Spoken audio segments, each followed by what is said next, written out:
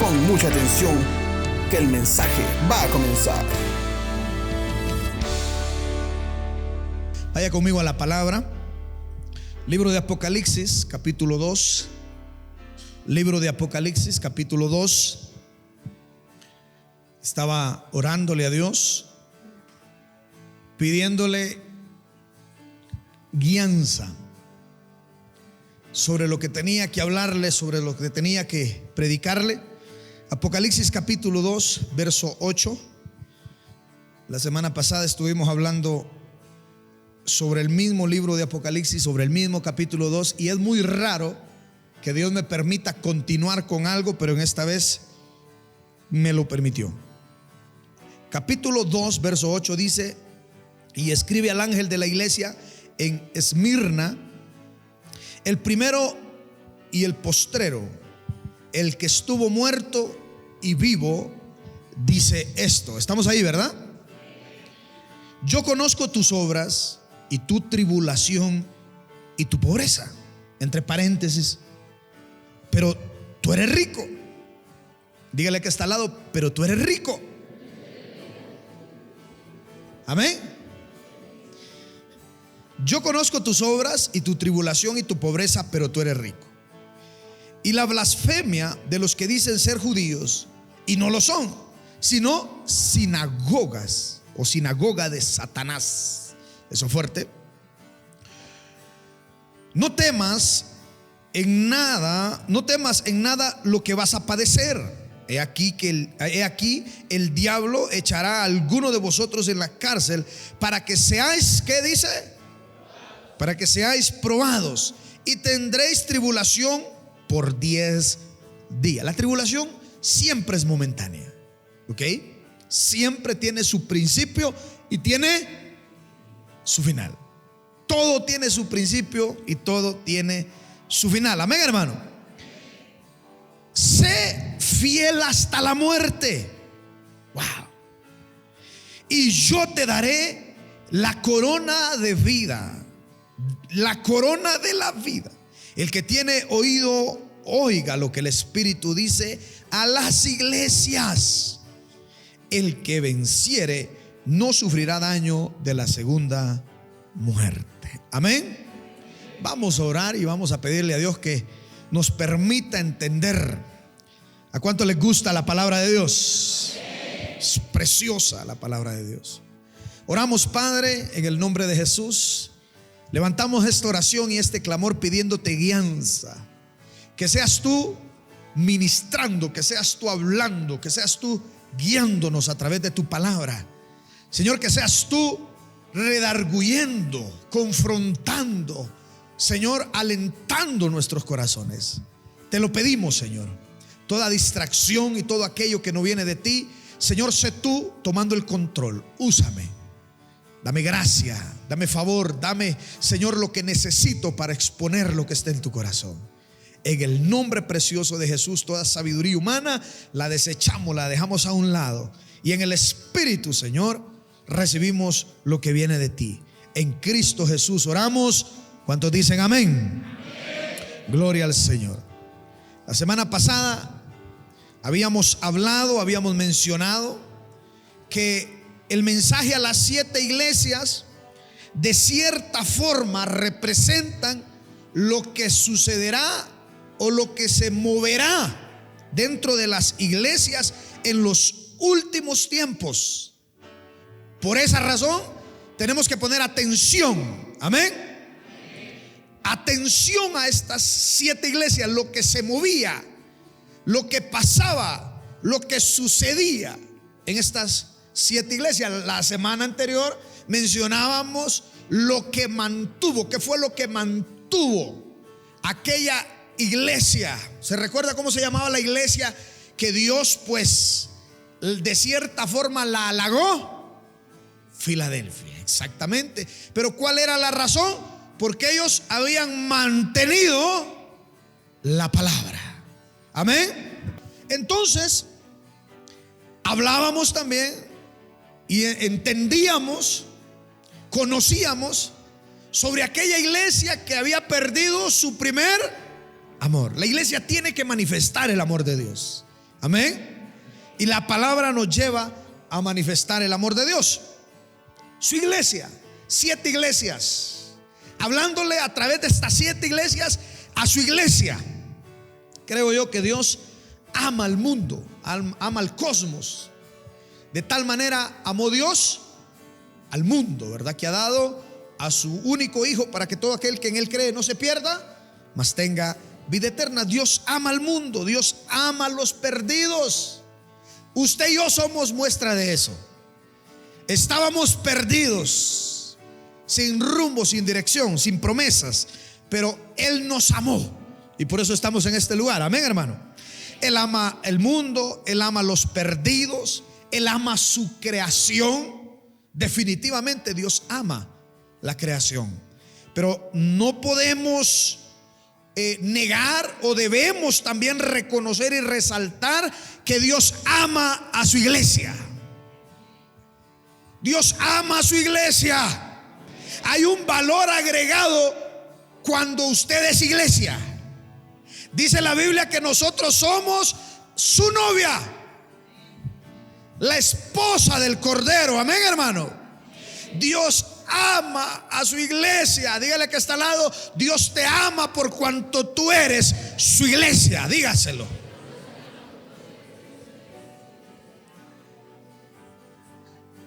Ajá, Dios nos ama como iglesia. Nos amó como perdidos, amó al mundo en general. Pero vale la pena que resaltemos esto: somos amados como iglesia, somos amados del Señor. Amén. Porque somos su novia, porque somos su esposa. Si una persona viene y me dice a mí: pastor, y me lo han dicho, ¿verdad? Yo con usted hasta el fin del mundo. Un montón me han dicho de eso, puro cuento ecuatoriano. Me han dicho: pastor, con usted para las que sea. Pastor, con usted hasta el fin del mundo.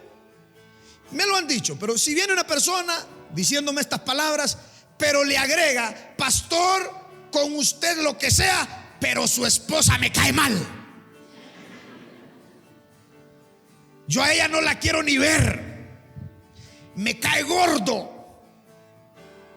Wow, esta persona tendrá directamente un problema conmigo.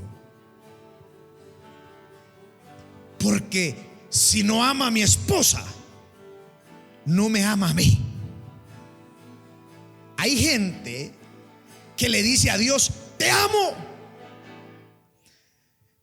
mi Jesús, mi Chuy. Yo amo a Dios, yo amo a Jesús, pero de la iglesia no me digan nada. Yo con la iglesia no quiero nada. Esa persona está despreciando a la novia, a la esposa, y por lo tanto tendrá un problema directamente con su creador. Porque somos amados, somos amados del Señor, somos su iglesia. ¡Ja! En otras palabras, si es con mi esposa, es conmigo. Y lo mismo dice el Señor: si es con mi iglesia, es conmigo. Oiga, debería de alegrarse. Yo sé que ni el marido la defiende, pero debería alegrarse.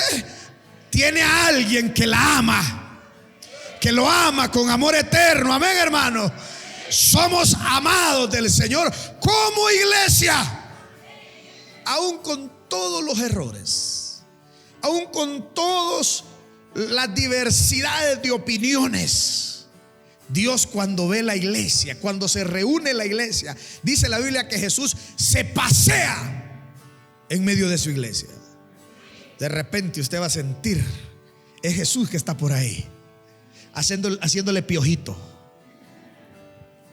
Somos amados del Señor. Amén, hermano. Entonces, si usted tiene problema con la iglesia, usted tiene problema directamente con el Dios de la iglesia. Así es de que mejor vaya acostumbrándose. Amén. Proverbios capítulo 6. Quiero nada más reforzarle esto que le estoy diciendo. Proverbios 6, 16, del 16 al 19. Proverbios capítulo 6, verso 16. ¿Lo tiene? Yo quiero que usted lo lea, lo busque por favor y lo resalte. Hace muchos años yo resalté ese versículo en mi Biblia, y siempre cuando cambio de Biblia o de aparato yo lo vuelvo a resaltar, porque ahí dice algo bien tremendo. Llegó Proverbios capítulo 6. Ahorita hemos saltado con mi hija, estamos leyendo el libro de Proverbios todos los días, y le gustó a mi hija porque dice que el libro de Proverbios es para que adquiramos sabiduría.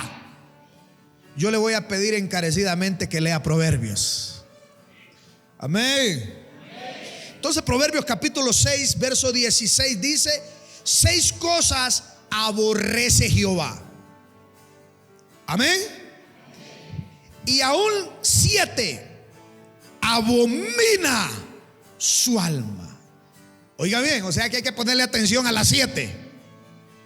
6 cosas aborrece Jehová. Número 1, los ojos altivos. Al altivo Dios lo ve de lejos, ¿verdad? Mas da gracia al humilde. Los ojos altivos, la lengua mentirosa, las manos derramadoras de sangre inocente, el corazón que maquina pensamientos inicuos, los pies presurosos para correr al mal. Y aquí viene, verso 19, el testigo falso que habla mentiras. Pero mire la última, la que aborrece, la que abomina, el que siembra discordia entre hermanos. Tenga cuidado con eso. Mi hermano, le vengo a contar para que oremos. No. El que siembra discordia entre hermanos, dice, eso es abominación delante de Dios. En español, Dios siempre va a amar y va a cuidar la unidad de su iglesia. Amén. Estamos hablando de que Dios ama a su iglesia. Y dice que 6 cosas Dios aborrece, pero hay algo que Él abomina, y es aquel que siembra discordia entre los hermanos de la fe. Porque Él ama a su iglesia, porque Él ama y cuida la unidad de su iglesia. Dios abomina que usted hable mal de su iglesia. Abomina que usted hable mal de la iglesia, que usted siembre discordia entre los hermanos de la fe. Amén, hermano. Por eso le llamó sinagogas de Satanás. Ya vamos a llegar ahí. Sinagogas de Satanás. Wow. El mensaje a la iglesia de Esmirna. Vamos a meternos en el tema, no olvidando lo que acabo de decirle. Dice el verso 9: yo conozco tus obras y tu tribulación y tu pobreza, pero tú eres rico, y la blasfemia de los que dicen ser judíos y no lo son, sino sinagogas de Satanás. No temas en nada lo que vas a padecer. He aquí, el diablo echará a algunos de vosotros en la cárcel para que seáis probados, y tendréis tribulación por 10 días. Sé fiel hasta la muerte, y yo te daré la corona de vida. 2 versículos 9 y 10 que describen el mensaje de Jesús hacia esta iglesia, la iglesia de Esmirna. Versos que yo le puedo resumir a usted en una sola frase. ¿Estamos aquí? ¿Cuál frase, pastor? Firmeza en medio de sufrimiento.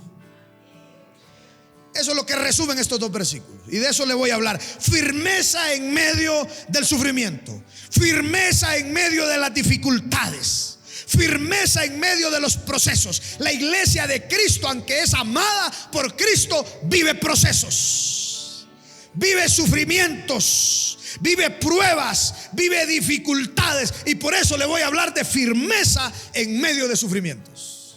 Lo que resume estos 2 versículos: firmeza en medio de pruebas. Sé fiel hasta la muerte. Una frase que resuena en medio de estos 2 cortos versos. El consejo de Jesucristo a la iglesia de Esmirna fue: sé fiel hasta la muerte. Ese mismo es el mismo consejo que Dios nos da a nosotros, y es el mismo consejo que aplicó a las iglesias antiguas, las que vinieron después de la iglesia de Esmirna. Y es el mismo consejo que será aplicable a todas las iglesias que puedan venir después de nosotros: ser fiel hasta la muerte. La fidelidad es algo fundamental. La fidelidad es algo crucial para la iglesia de Cristo. Amén, hermano. Y después de la iglesia, la fidelidad es crucial para todo lo que tiene que ver en nuestro entorno, para la familia, para el matrimonio. Amén, hermano. Repito, el consejo de Jesucristo a Esmirna es el mismo consejo para nosotros y será el mismo para todas las iglesias de todos los tiempos: ser fiel hasta la muerte. Datos importantes, datos relevantes que nos van a ayudar a entender por qué Jesús le dice esto a la iglesia de Esmirna. Esta iglesia estaba ubicada en una de las más grandes ciudades, y esta ciudad era catalogada tal vez la más hermosa de todas las ciudades, o de las ciudades de las demás iglesias. Esmirna era una ciudad pero preciosa: edificios, monumentos. Y ya más adelante le voy a hablar de los monumentos. Así como quien dice Quito, carita de Dios, luz de América. Amén. Oiga, usted tiene que amar a Quito también. Amén. Esmirna era una ciudad próspera, pero también era fiel a Roma. Era fiel a Roma. Considerada el orgullo de Asia, cerca del año 25 después de Cristo, ganó la distinción única por levantar un templo al emperador Tiberio. Mire cómo era esta ciudad, dónde estaba esta iglesia. Una ciudad hermosa, una ciudad próspera. ¿Cómo puede haber una ciudad próspera? ¿Cómo puede haber en una ciudad próspera un grupo de personas viviendo calamidades? Por eso le dije que me ponga atención a estos datos. Una ciudad próspera, una ciudad fiel a Roma, es relevante también este dato. Considerada, como le dijo, el orgullo de Asia. Habían levantado un templo al emperador Tiberio. Dice, en ella se destacó el culto al emperador, y cada año los habitantes tenían que quemar incienso, tal vez palo de rosa, como lo hacen aquí, ¿no?, ante el emperador, y hacer una declaración bien tremenda. ¿Cuál era esta declaración? El César es el Señor. Oiga bien, ¿dónde estaba ubicada? Como diríamos ecuatorianamente hablando, donde las papas queman. Para un cristiano, ¿verdad que sí? Amén, estamos aquí. ¿Cuántos dormidos? Digan amén. Hasta aquí en enfrente hay dormidos. No es cuestión de lugar, ¿verdad? Cristo, entonces, en la carta que se le escribe a esta iglesia, Cristo reconocía su aflicción y su situación económica. Los creyentes eran perseguidos por no negar su fe ante las exigencias de aquel emperador. La persecución y la opresión también les causaron daños económicos. Muchas puertas económicas se les cerraron para aquellos cristianos, ¿verdad?, para aquellos hermanos. Y las personas de aquella localidad no querían venderles o comprarles sus productos. Cualquier parecido no es coincidencia, ¿verdad? El enemigo siempre va a utilizar los mismos procesos, las mismas artimañas. Y lo tremendo es que Dios sigue permitiendo esos mismos procesos. Amén, hermano. Los judíos calumniaron a los creyentes e incitaron a la población contra la comunidad cristiana. Los judíos no tenían que adorar ni hacer todo lo que tenía que ver con el emperador, pero buscaban congraciarse con las autoridades, haciendo quedar a los cristianos como desleales. Cuando los cristianos, ¿verdad?, declaraban que no iban a negar, cuando los cristianos se negaban a adorar o quemar incienso o a proclamar a César como el Señor, pues ellos sufrieron persecución. Al sufrir persecución, los judíos se hicieron, mire, al lado del pueblo, al lado del César, al lado de Roma, y pues eso significaba irse en contra de la comunidad cristiana. Y al irse en contra de la comunidad cristiana, la Biblia los catalogó como sinagogas de Satanás. ¿Me está entendiendo lo que estoy diciendo? Mire cómo Dios ve a su iglesia. Mire cómo Dios cataloga a aquello que persigue a su iglesia. ¿Cuántos me están entendiendo lo que estoy hablando acá? Entonces, algo bien importante que usted y yo debemos de entender: el diablo, Satanás, es la fuente real de la persecución. Lo que quiero decir es que todo aquel que persigue a la iglesia es directamente guiado por Satanás. Todo aquel que lo persigue a usted es directamente guiado por Satanás. Y hay iglesias o cristianos que se autodenominan defensores de la sana doctrina, y por defender a la disque sana doctrina se vuelven o corren el peligro de volverse sinagogas de Satanás. Y si decimos que estas iglesias representan, o lo que se mueve en estas iglesias representa lo que se va a mover, yo sigo estudiando todo esto, hermano, y cada día me admiro y me convenzo más de que ellas representan lo que se va a mover en las iglesias en los últimos tiempos. Y usted y yo sabemos que estamos viviendo los últimos tiempos. Amén. Entonces, la iglesia de los últimos tiempos será una iglesia perseguida, una iglesia confrontada con la lealtad y con la fidelidad. Confrontada.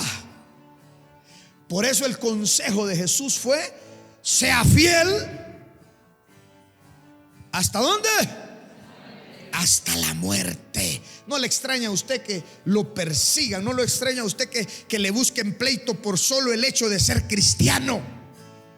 Porque la iglesia de los últimos tiempos será una iglesia perseguida, una iglesia confrontada con la lealtad y con la fidelidad. La iglesia de estos tiempos, escuche muy bien, camina por una línea bien delgada entre ser iglesia de Cristo o ser una iglesia o ser una sinagoga de Satanás. Caminamos por una línea bien delgada. Iglesia, tenemos que tener cuidado, que Dios nos guarde de seguir siempre por el camino correcto. Amén, hermano. Que Dios nos guarde de convertirnos en una sinagoga de Satanás. Le hago un paréntesis ahí. Predicar, hacer lo que Dios nos mandó a hacer, nos va a mantener en el camino correcto. Por eso tenemos encuentro este fin de semana. Amén, hermano. Encuentro y reencuentro este fin de semana. Entonces, la iglesia de hoy en día, la iglesia de los últimos tiempos, camina en una línea bien delgada. Hay que tener mucho cuidado, porque fácilmente nos vamos para el otro lado y, creyendo ser la iglesia de Cristo, nos podemos convertir en una sinagoga de Satanás. Hay que tener mucha sabiduría. Amén. Mucha sabiduría. Otra de las cosas tremendas que resaltan en estos dos versículos es que la iglesia iba a sufrir, va a ser tentada, va a ser probada por Satanás, dice, por cierto tiempo, claro está, porque todo tiene, como le dije al principio, todo tiene su principio y su final. Y esta prueba, esta aflicción momentánea, dice la Biblia, producirá cada vez en nosotros un eterno peso de gloria. Las tribulaciones son momentáneas, pero lo que le quiero decir es que la iglesia vive tribulaciones. El que piensa que venir a Cristo es caminar en una burbuja y que todo le va a salir bien, está equivocado. La iglesia sufre persecuciones, pero los cristianos de hoy en día no quieren sufrir. No quieren sufrir. En el primer contratiempo que se les presenta, automáticamente empiezan a cuestionar a Dios. ¿Estaré en el lugar correcto? No les cuesta entender que un proceso de sufrimiento puede ser permitido de parte de Dios. Les cuesta entender. A los cristianos les cuesta que se les revele que hay procesos de sufrimiento, que hay procesos de escasez. La iglesia sufría un proceso de escasez, pero Dios estaba viendo, Dios conocía. Iglesia, Dios conoce lo que tú vives. Dios sabe lo que tú pasas. Dios sabe lo que tú sufres. Y no es ajeno a eso. Segunda de Timoteo capítulo 2 verso 3. Búsquelo por favor conmigo. La iglesia lamentablemente no quiere padecer en lo más mínimo. Y la iglesia tiene que padecer. ¿Cuánto se aprende en medio del padecimiento? ¡Wow! Tremendo. Segunda de Timoteo capítulo 2. Segunda está después de primera. Capítulo 2 está después del 1. Yo creo que con eso usted no se pierde. Oiga lo que dice Pablo a Timoteo.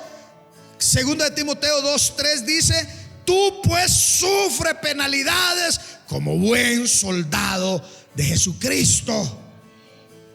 Mire el que tiene al lado y dígale: aprenda a soportar y a sufrir las penalidades. Deje de ser llorón, sufrido, Morelia.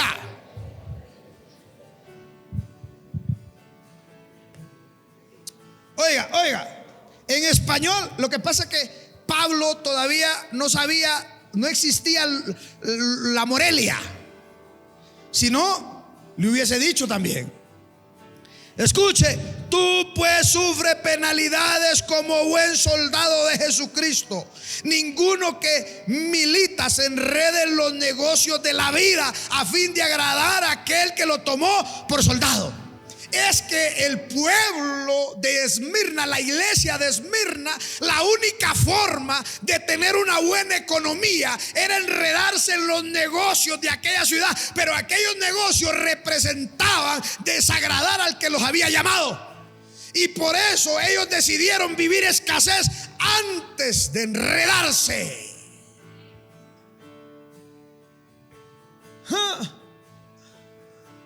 Te vendo un teléfono robado. ¿Qué?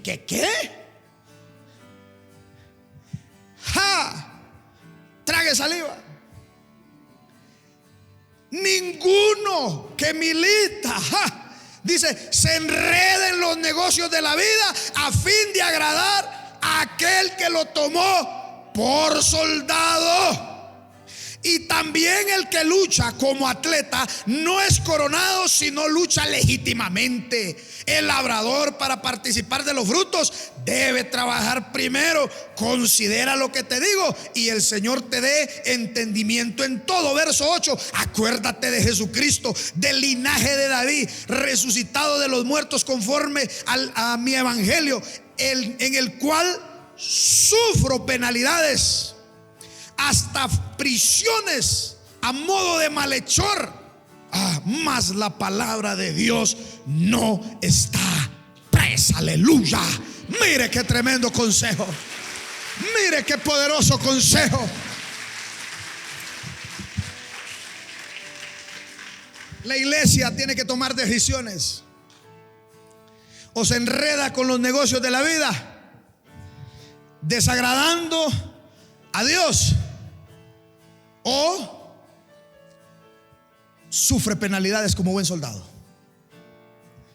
Acuérdese que los procesos son temporales. Los procesos tienen principio, pero también tienen su fin. Por eso le decía a usted al principio yo le resumo estos dos versículos con aquella frase: firmeza en medio del sufrimiento, firmeza en medio de las dificultades, firmeza en medio de los procesos, firmeza en medio de las pruebas. Hay que ser fiel hasta la muerte. Si no sufrimos penalidades, es porque estamos caminando en la misma dirección que camina el mundo. Oiga, si no sufrimos penalidades, es que estamos caminando en la misma dirección que camina el mundo. Si chocamos con el infierno, es porque vamos en dirección contraria. Si tenemos penalidades, es porque estamos haciendo lo contrario de lo que hace el mundo. Es porque estamos haciendo lo contrario de lo que hace el infierno. Y esa es la iglesia. Esa es la iglesia de Cristo. A esa iglesia a la que Cristo ama. A una iglesia definida. A una iglesia, mire, que no la detienen ni las dificultades, ni los procesos, ni los problemas, ni las dificultades. Si hay un lugar donde tiene que llorar, es en la iglesia, no en la cantina.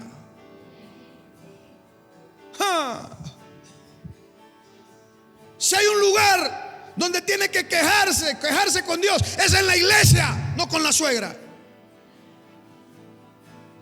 Si hay un lugar donde tiene que ahogar las penas, es en la iglesia, no es en el alcohol, no es en las drogas. Si hay un lugar donde tiene que recrear su alma, es en la iglesia, no es en el boli. A poquitos dijeron amén. Por lo menos usted, hermana, diga amén. Y que su esposo sufra penalidades como buen soldado. Amén, hermano. Necesitamos entender cuál es la dinámica. Y Dios permitió. Dios no le dijo a la iglesia: ahí viene el diablo y los va a tentar, los va a probar y yo me pongo enfrente y los voy a defender. No, van a sufrir, van a ser probados. Y yo ya llegué a un trato. Solo van a ser 10 días. 10 días en las manos del diablo, hermano.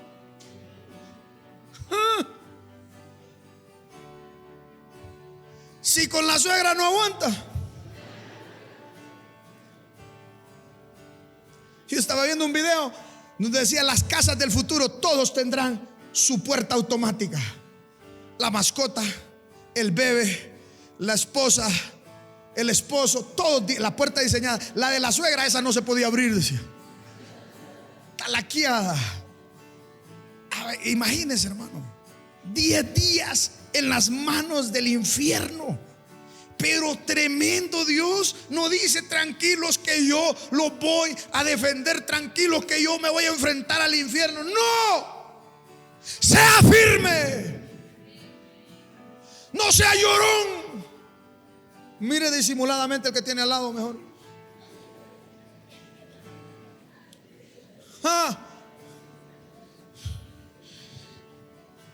Hermano, y eso es lo que le espera a la iglesia en los últimos tiempos. Sacudones. Sacudones. Créame, para mí yo voy rápido y me rento cualquier cosa. Pero ¿cuántas veces le he dicho al Señor: Señor? Pero es Dios el que lo hace. ¿Qué sucede cuando la iglesia va al valle? Yo no sé qué lucha. Bueno, sí sé, pero usted no sabe las luchas espirituales que se viven en ese lugar, en esa habitación. Y yo siento que cuando usted y yo vamos a ese lugar, empezamos a limpiar los aires. Un día nos vamos a estar en el cielo y el Señor le va a decir: por esta razón lo llevaba al valle. Pero la iglesia no quiere, que está muy lejos. No sufre. ¿Y qué sufrimiento? Hasta bus les pongo. No, hombre, así cualquiera sufre. Pero ni así. Pero ni así. Y no le voy a decir que levante la mano el que no fue el domingo pasado, porque le pongo una gran penalidad. Entonces, la iglesia no quiere sufrir. La iglesia quiere estar cómoda. ¿Aló? La iglesia quiere estar cómoda. La iglesia quiere, mire, que todo se lo den en la boquita. La iglesia es miedosa. Y Dios permite a aquella iglesia ser fundada, aquella iglesia en aquel lugar, en aquella ciudad tan tremenda, donde eran fieles a Roma, donde había un templo para el emperador, donde levantaban incienso, y declaraban que el César era el Señor. Pero había una iglesia que, aunque le costaba económicamente, había una iglesia que, aunque sufría persecución, aunque sufría penalidades, era fiel hasta la muerte. Esa es la iglesia que va a mantenerse en los últimos tiempos. Esa es la iglesia que necesita el Ecuador. Esa es la iglesia que necesita Quito. Es la iglesia.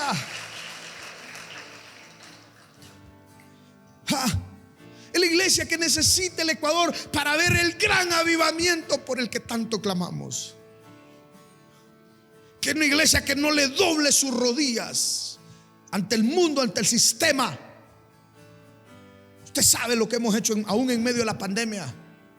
No paramos de hacer encuentros, no paramos de hacer. Miedo, sí teníamos miedo, pero el miedo nunca nos detuvo. Nunca nos detuvo. Un día que ese día a mí sí me dio miedo. Cuando estamos reprendiendo en la liberación, estamos reprendiendo cuando el teniente político se para en la puerta y solo cruzó los brazos. Yo dije, no me llevó el COVID, pero este tipo sí me va a llevar. Sí, hermano. Me dijo, qué barbaridad, pastor, con usted, sí que no puedo. Y no podrá, le dije. No podrá. Manda a esa gente para la casa, todavía no termino. ¿Y cuánto le falta? Un día más. Solo uno. Pero que sea solo uno. Sí, solo uno. Necesitamos una iglesia que no le tenga miedo a nada. Pero en algún momento lo perdió la iglesia. En algún momento la iglesia perdió su esencia. Sigamos. Una iglesia que enfrente lo que el infierno le ponga por delante, que no huya, que no le tenga miedo a la persecución. Una iglesia que persevere hasta el fin, porque la promesa es para los que perseveran hasta el fin, no para los que lo intentaron, para los que perseveran hasta el fin. Una de las cosas que mientras buscaba, estudiaba, me llamó mucho la atención era aquella declaración: el César es el Señor. Eran las palabras que todos aquellos debían proclamar, pero la mayoría de los cristianos se negaban a cumplirlo y fueron perseguidos. La iglesia de Esmirna tiene historia, pero entre medio de toda la historia hubo algo que me llamó la atención. Después de 60 años, después de esta carta, 60 años más tarde, un hombre llamado Policarpo, a la edad de 85 años, se rehusó a proclamar aquellas palabras: el César es el Señor. Dio un testimonio firme y al final fue quemado vivo por su fe. Quemado vivo por su fe. Él fue llamado el 12º mártir de Esmirna. El 12º mártir de Esmirna. Pero lo interesante es que cuando él iba a morir, exclamó: ¿cómo puedo yo blasfemar de mi rey si él es quien me salvó? ¡Wow! ¿Cómo puedo blasfemar contra mi rey si él es el que me salvó? ¡Wow! ¿Cómo nosotros nos atrevemos muchas veces a negar lo que somos? No lo entiendo. ¿Cómo podemos nosotros ser tan endebles que en cualquier circunstancia lo primero que hacemos es salir corriendo hacia atrás, hacia el mundo? ¿Qué nos pasó? ¿Qué le pasó a la iglesia? ¿En qué momento la iglesia se volvió tan débil? Si cuando Cristo la anunció dijo: será fuerte, porque aún las puertas del infierno no lo van a detener. no van a prevalecer. Hollarán serpientes y escorpiones, sobre los enfermos impondrán manos y ellos sanarán. Y aunque coman cosa mortífera, aunque coman chicharrón, caldo de pata, no les hará daño. Mire qué tremendo. Pero ¿en qué momento nos hicimos tan débiles? ¿En qué momento nos hicimos tan endebles? ¿En qué momento la iglesia perdió su esencia? Yo creo que debemos pedirle hoy a Dios: Señor, devuélveme, ayúdame. Quiero volver a ser la iglesia firme con la que tú has soñado, la iglesia fuerte, definida, con la que tú siempre has soñado. Yo no sé usted, pero yo le quiero decir a Dios: Señor, yo también quiero ser fiel hasta la muerte. Yo también quiero ser fiel hasta la muerte. Sufre penalidades como buen soldado. Ah, no, pero el cristiano ya lo vio mal, el ujier, ya la otra semana no quiere venir. El cristiano ya el ujier lo pasó de allá atrás hacia adelante, y a la otra semana dice que mucho lo molestan. Algo tiene que hacer Dios en este lugar. Póngase de pie, que yo necesito hacer una oración por usted hoy. Necesitamos que Dios vuelva a fortalecer, que Dios vuelva a hacer algo con nosotros.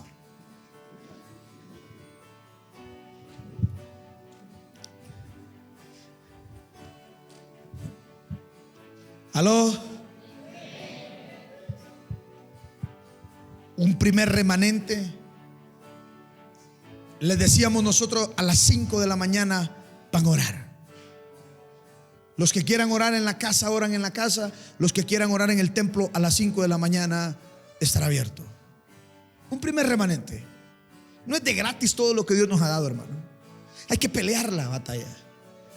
Y nosotros abríamos la puerta del templo, y a las 5 de la mañana gente venía, llegaba, oraba, clamaba. Claro que otros se quedaban dormidos ahí, ¿verdad? Pero el intento lo hacía. Entonces, mire, a las 6 de la mañana, amén, terminábamos de orar y salían corriendo a agarrar bus para sus trabajos. Una iglesia que ora, una iglesia que no le importa levantarse a las 3, 4 de la mañana. Una iglesia que si le dice vamos a salir a predicar, sale a predicar. Una iglesia que no la detiene el tráfico, que si el bus está parado se baja y corre y llega a tiempo a la célula. Una iglesia aguerrida. Una iglesia que transforma el lugar donde llega. Ahí vienen los que alborotan a la ciudad. Los que alborotan el mundo también han llegado acá, dice el libro de Hechos. Esa es una iglesia. Una iglesia que viva lo que viva, pase lo que pase, su fe no se apaga, su fe no se muere. Yo puedo vivir lo que sea y puedo decirle mucho a usted aquí, pero hay algo que sí lo he entendido. Hay algo que sí lo he comprendido a cabalidad, al 100%. Yo estoy seguro que aquí en la iglesia, aunque vivo penalidad, aunque vivo problemas, vivo lo que sea, pero yo estoy seguro que si me voy allá afuera será peor. Allá afuera, porque aquí hay alguien que está conmigo. Hay alguien que me da paz en medio de la tormenta. Hay alguien, mi hermano, que me levanta mi cabeza aún en los peores problemas. Pero allá afuera están solos. Dice la Biblia que el sufrimiento según Dios produce vida, dice Corintios. Pero el sufrimiento según el mundo produce muerte. Que Dios haga algo en nuestros corazones hoy. Que cada mujer sea una mujer sabia, una mujer que edifica y no que destruye, una guerrera, una mujer aguerrida. Hombres, varones, cabezas de hogar, que sean los primeros que proclamen en su casa: mi casa y yo serviremos al Señor. Mi casa y yo no le doblará las rodillas al mundo ni a lo que ofrece el mundo. Mi casa y yo le servimos. Somos la iglesia de Cristo. Somos la iglesia del Señor. Gracias por acompañarnos un día más. Te esperamos la próxima semana.